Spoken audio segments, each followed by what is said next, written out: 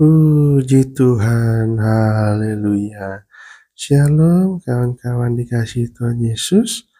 Mari lagi kita akan datang kepada Tuhan, kita mau membaca Alkitab, kita mau merenungkan firman Tuhan di hari ini, hari Selasa, di tanggal 5 Desember. Nah, kita ada di awal-awal bulan Desember, bulan Natal. Mari kita sambut Sang Raja yang telah lahir untuk menebus dosa-dosa manusia, ya kan? Nah, saat ini kita akan terus melanjutkan pembacaan firman Tuhan kita, pembacaan Alkitab kita dalam program kita Bahas Baca Alkitab setiap hari. Yalah, kita akan renungkan firman Tuhan ini setiap hari secara singkat, secara sederhana, dan kita akan terapkan, kita akan lakukan dalam kehidupan kita sehari-hari. Sebelum itu, mari kita bersatu di dalam doa. Bapa yang baik, Bapa yang dahsyat, Bapa yang luar biasa, kami bersyukur Tuhan pada hari ini, karena Engkau masih memberikan kami satu hari yang indah ini, satu hari yang dahsyat, satu hari yang luar biasa ini ya Tuhan. Makasih ya Bapa atas penyertaan pemeliharaan-Mu dalam kehidupan kami. Semua karena anugerah-Mu, semua karena kemurahan-Mu, sehingga kami masih ada saat ini sebagaimana kami ada ya Tuhan. Makasih atas berkat-berkat-Mu, atas anugerah-Mu, atas nafas kehidupan, kesehatan, kekuatan yang telah Kau berikan buat hidup kami ya Bapa. Terima kasih Tuhan. Sebentar lagi kami mau merenungkan firman Tuhan, kami mau membaca Alkitab.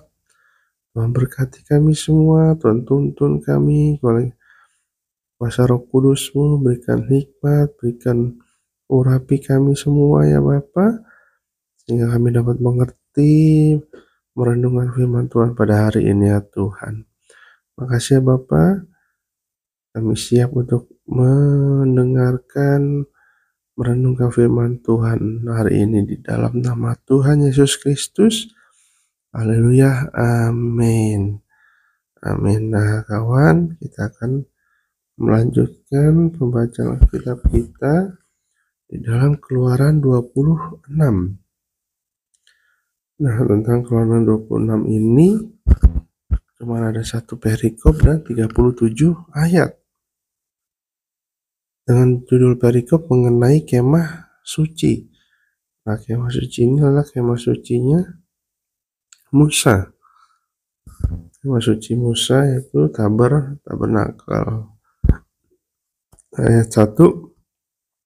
Kemah suci itu haruslah kau buat dari 10 tenda dari lenan halus yang dipintal benangnya, dan dari kain ungu tua, kain ungu muda, dan kain kirmizi. Dengan ada kerubnya, buatan ahli tenun, haruslah kau buat semuanya itu. Panjang tiap-tiap tenda haruslah 28 hasta, dan lebar tiap-tiap tenda 4 hasta. Segala tenda itu haruslah sama ukurannya. 5 dari tenda itu haruslah dirangkap menjadi satu, dan yang 5 lagi juga harus dirangkap menjadi satu. Pada rangkaian yang pertama, di tepi satu tenda yang di ujung, haruslah engkau membuat sosok-sosok kain ungu tua, dan demikian juga di tepi satu tenda yang paling ujung pada rangkapan yang kedua. 50 sosok harus kau buat pada tenda yang satu, dan 50 sosok pada tenda yang di ujung pada rangkapan yang kedua, sehingga sosok-sosok itu tepat berhadapan satu sama lain. Haruslah engkau membuat 50 kaitan emas dan menyambung tenda-tenda kemah suci yang satu dengan yang lain dengan memakai kaitan itu sehingga menjadi satu. Juga haruslah engkau membuat tenda-tenda itu dari bulu kambing menjadi atap kemah yang menudungi kemah suci. 11 tenda harus kau buat. Panjang tiap-tiap tenda harus 30 hasta, dan lebar tiap-tiap tenda 4 hasta. Yang 11 tenda itu harus sama ukurannya. 5 dari tenda itu haruslah kau sambung dengan tersendiri, dan 6 dari tenda itu yang tersendiri. Dan tenda yang ke-6 haruslah kau lipat 2 di sebelah depan kemah itu.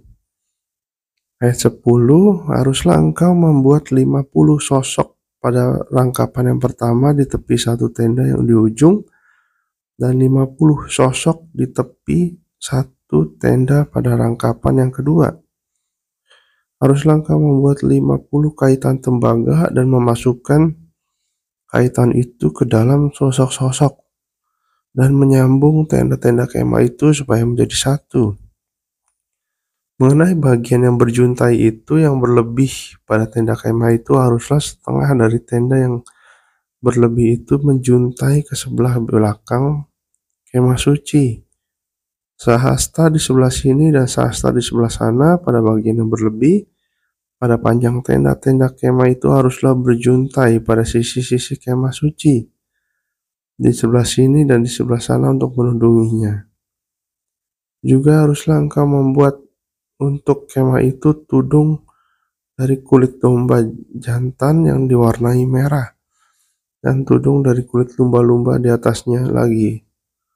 Haruslah engkau membuat untuk kemah suci papan dari kayu panaga yang berdiri tegak, 10 hasta panjangnya satu papan dan 1,5 hasta lebarnya tiap-tiap papan. Tiap-tiap papan harus ada 2 pesaknya yang disengkang satu sama lain.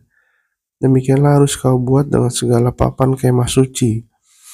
Haruslah kau membuat papan-papan untuk kemah suci, 20 papan pada sebelah selatan. Dan haruslah kau buat 40 alas perak di bawah ke-20 papan itu, 2 alas di bawah satu papan untuk kedua pasaknya, dan seterusnya 2 alas di bawah setiap papan untuk kedua pasaknya. Juga untuk sisi yang kedua dari kemah suci pada sebelah utara kau buatlah 20 papan dengan 40 alas peraknya, 2 alas di bawah satu papan, dan seterusnya 2 alas di bawah setiap papan. Untuk sisi belakang kemah suci pada sebelah barat haruslah kau buat 6 papan. 2 papan haruslah kau buat untuk sudut kemah suci di sisi belakang. Kedua papan itu haruslah kembar pasaknya di sebelah bawah, dan seperti itu juga kembar pasaknya di sebelah atas. Di dekat gelang yang satu itu, demikianlah harus kedua papan itu. Haruslah itu merupakan kedua sudutnya. Jadi harus ada 8 papan dengan alas peraknya, 16 alas, 2 alas di bawah satu papan, dan seterusnya 2 alas di bawah setiap papan. Juga haruslah kau buat kayu lintang dari kayu penaga, 5 untuk papan-papan pada sisi yang satu dari kemah suci, 5 kayu lintang untuk papan-papan pada sisi yang kedua dan dari kemah suci, dan 5 kayu lintang untuk papan-papan pada sisi kemah suci yang merupakan sisi belakangnya pada sebelah barat. Dan kayu lintang yang di tengah-tengah papan-papan itu haruslah melintang terus dari ujung ke ujung. Papan-papan itu haruslah kau salut dengan emas, gelang-gelang itu haruslah kau buat dari emas sebagai tempat memasukkan kayu-kayu lintang itu. Dan kayu-kayu lintang itu haruslah kau salut dengan emas. Kemudian haruslah kau dirikan kemah suci sesuai dengan rancangan yang telah ditunjukkan kepadamu di atas gunung itu. Haruslah kau buat tabir dari kain ungu tua dan kain ungu muda, kain kirmizi, dan lain halus yang dipintal benangnya. Haruslah dibuat dengan ada kerupnya buatan ahli tenun. Haruslah engkau menggantungkannya pada 4 tiang dari kayu penaga yang disalut dengan emas dan ada kaitannya dari emas. Berdasarkan 4 alas perak, haruslah tabir itu kau gantungkan pada kaitan penyambung tenda itu, dan haruslah kau bawa tabut hukum ke sana, ke belakang tabir itu, sehingga tabir itu menjadi pemisah bagimu antara ke tempat kudus dan tempat maha kudus. Tutup pendamaian itu haruslah kau letakkan di atas tabut hukum di dalam tempat kemah kudus. Meja itu haruslah kau taruh di depan tabir itu, dan kandil itu berhadapan dengan meja itu pada sisi selatan dari kemah suci. Dan meja itu haruslah kau tempatkan pada sisi utara. Juga haruslah kau buat tirai untuk pintu kemah itu dari kain ungu tua, kain ungu muda, kain kirmizi, dan lenan halus yang dipintal benangnya. Tenunan yang berwarna-warna. Haruslah kau buat 5 tiang dari kayu penaga untuk tirai itu, dan kau salutlah itu dengan emas, dengan ada kaitannya dari emas, dan untuk itu haruslah kau tuang 5 alas tali tembaga. Nah, amin. Nah, kawan-kawan, ini kita belajar mengenai kemah suci. Sini katakan kemah suci itu harus dibuat 10 tenda. Jadi dibuatkan 10 tenda. Kita lihat ini adalah secara detail, ya kan, Tuhan memberitahu untuk bagaimana cara membuat kemah suci. Begitu luar biasa, ya kan kawan. Kita mungkin pusing karena kita bukan ahli bangunan. Tapi kita bisa lihat bahwa di sini Tuhan itu begitu luar biasa. Tuhan itu tahu bagaimana cara membuat kemah suci. Tuhan itu menandakan tahu segala-galanya. Tuhan aja tahu secara detail bagaimana cara membuat kemah suci, ya kan. Kalau saat ini mungkin bisa dibilang membuat bangunan-bangunan, mungkin membuat rumah, membuat apartemen gitu, ya kan, membuat gereja. Jadi Tuhan aja bisa secara detail memberitahukan seperti itu. Terlebih lagi hidup kita, kawan. Artinya Tuhan tahu apa yang kita butuhkan dalam hidup ini. Tuhan tahu apa yang menjadi pergumulan hidup kita, masalah hidup kita. Dan juga Dia akan memberikan solusi. Dia akan memberikan pertolongan. Dia akan memberikan jalan keluar untuk setiap masalah-masalah kehidupan kita. Serba-serbi kehidupan kita, kawan. Jadi kita jangan khawatir, jangan takut. Kita harus tetap kuat di dalam Tuhan. Karena apa? Karena Dialah yang pemilik hidup kita. Dia tahu susunan hidup kita. Dia tahu apa yang ada di dalam hati kita, dalam pikiran kita. Yang penting kita tetap setia, tetap taat. Nah, yang kedua, kita belajar bahwa ini adalah pembangunan kemah suci, pembangunan rumah Allah, bait Allah gitu, ya kan.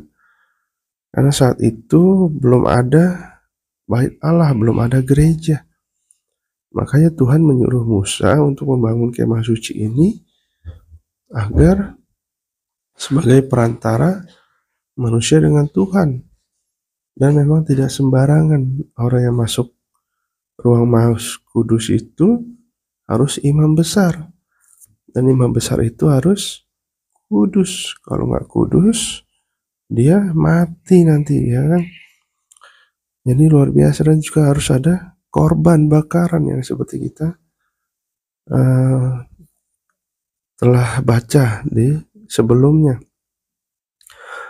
Nah, yang susunannya itu, susunan kemah suci ini ada di, coba kita lihat di ayat 33. Jadi itu di situ ada tabir, ya kan. Tabir itu kayak semacam hordeng lah gitu, ya kan, yang memisahkan antara ruang kudus dan ruang Maha Kudus. Nah, di paling dalam itu, di paling belakang tabir itu harus ada tabut hukum, tabut Tuhan, tabut perjanjian, yang akan dimasukin di ruang Maha Kudus, di mana tabut itu menandakan adanya kehadiran Tuhan. Nah, paling belakang ruang Maha Kudus itu adalah tabut hukum Tuhan, tabut perjanjian. Nah, di dalam ruang kudus itu ada meja roti sajian, ada kandil emas yang saat itu, yang kemarin kita sudah baca juga, kita pelajari, ya kan. Nah, di situ ada kandil, ada meja. Itulah ruang kudus, kawan. Nah, artinya itu dibikin sedemikian rupa agar semua bisa teratur, agar hadirat Tuhan bisa hadir. Nah, di masa sekarang kita ingat ada gereja-gereja, ya kan? Gereja-gereja disusun dengan sedemikian rupa.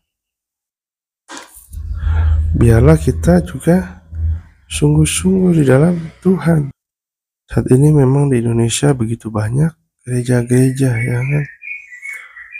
Dan begitu banyak bervariasi tata cara ibadah. Tapi tetap sekarang ini di dalam setiap gereja pasti ada mimbarnya, ada tempat duduknya untuk jemaat. Jadi walaupun kita berbeda-beda gereja, berbeda-beda interdenominasi, tapi kita harus tetap bersatu, kawan. Kita harus tetap satu tubuh Kristus, saling memperlengkapi, saling membangun. Karena dalam tubuh Kristus ada tangan, ada kaki, kepala, ya kan? Jadi mungkin satu gereja karunianya ini, karunianya yang lain, gitu ya kan?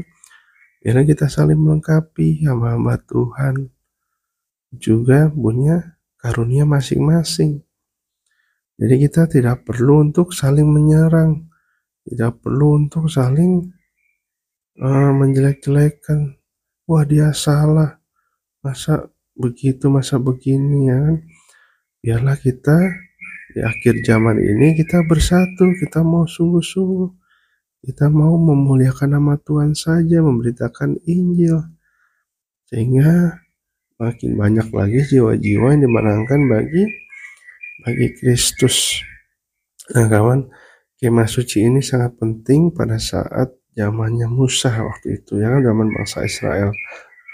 Karena disitulah Tuhan hadir dan Tuhan berbicara. Walaupun tidak semua orang bisa datang kepada Tuhan saat itu, hanya orang-orang terpilih, hanya imam yang besar, dan itu pun harus kudus, ya kan, harus suci, tidak berbuat dosa sedikit pun. Nah, artinya saat ini juga kita sangat penting, sangat perlu untuk sungguh-sungguh beribadah kepada Tuhan. Biarlah kita setia untuk beribadah di gereja kita masing-masing. Kita tetap di satu gereja untuk terus bertumbuh dan berbuah. Dan sampai kita pindah-pindah gereja, nanti nggak bertumbuh, nggak berbuah, ya kan?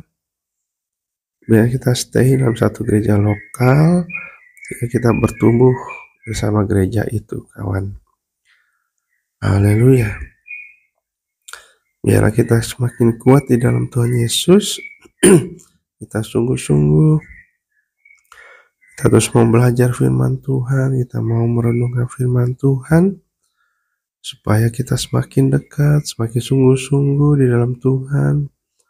Dan kita harus tolak dosa, tolak keinginan-keinginan daging, tolak tipu muslihat iblis, kawan. Karena hati-hati, iblis tetap ada dan dia selalu menggoda kita.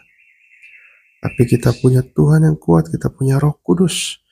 Kita pakai kuasa dari Roh Kudus untuk mengalahkan iblis, mengalahkan keinginan-keinginan daging kita. Ya kan, dengan berpegang teguh pada firman Tuhan.